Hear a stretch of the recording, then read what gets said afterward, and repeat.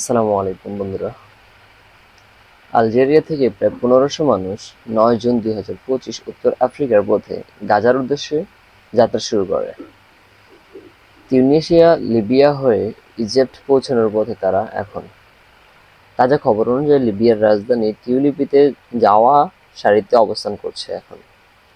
9 June 2025 Tunis ও Algeria মিলিত হয়ে রওনা হয় তারা। 10 জুন সীমান্ত পেরিয়ে লিবিয়া থেকে টিউলিপ যাওয়া পৌঁছায় তারা, যার পরবর্তী ধাপ সিরতি, সাল্লুম থেকে রাফা এবং রাফা থেকে গাজা। 15 জুন নাগাদ তারা পৌঁছবে আশা করা যাচ্ছে, ইনশাআল্লাহ। চলাকালীন সময়ে 6 থেকে 7 দিন ধরে তারা গাজাতে পৌঁছানোর উদ্দেশ্য নিয়েই রয়েছেন। এখন আপনারা অনেকেই বলতে পারেন, এই উদ্যোগ কিভাবে গড়ে উঠলো তাদের মধ্যে? আমরা তো পারিনি।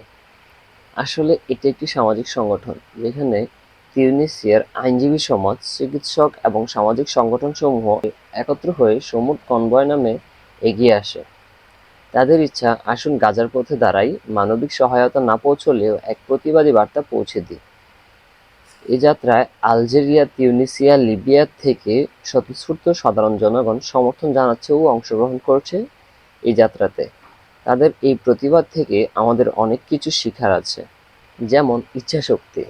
তারা যে এক হতে পেরেছে, এই একত্রতা ও প্রস্তুতি। আমাদের অবস্থান থেকে কি আমরা এমন করতে পারি না? আজই আমরা নিয়ত করি, আজকে আমরা সরাসরি যেতে না পারলেও আজ আমরা স্বপ্ন দেখি একদিন বাংলাদেশ থেকেও মানবিক বা সাংস্কৃতিক উদ্যোগ হতে পারে এটা। ভিডিওটি শেয়ার করে দিন সবার কাছে। তখনই আমি চাই, আমরা চাই, এই সাধারণ অনুভূতিটি 16 কোটি মানুষের কাছে পৌঁছবে। স্থানীয় সমর্থন গড়ে তুলুন, বন্ধুবান্ধব ও স্থানীয় কমিউনিটি নিয়ে আলোচনা করুন, চিঠি, প্রতিবাদ ও সচেতনতামূলক পোস্ট তৈরি করুন,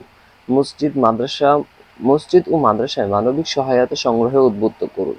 একদিন যদি বাংলাদেশ থেকে কেউ সরাসরি যেতে চায়, আমরা প্রস্তুত থাকবো আগে থেকেই, ইনশাআল্লাহ।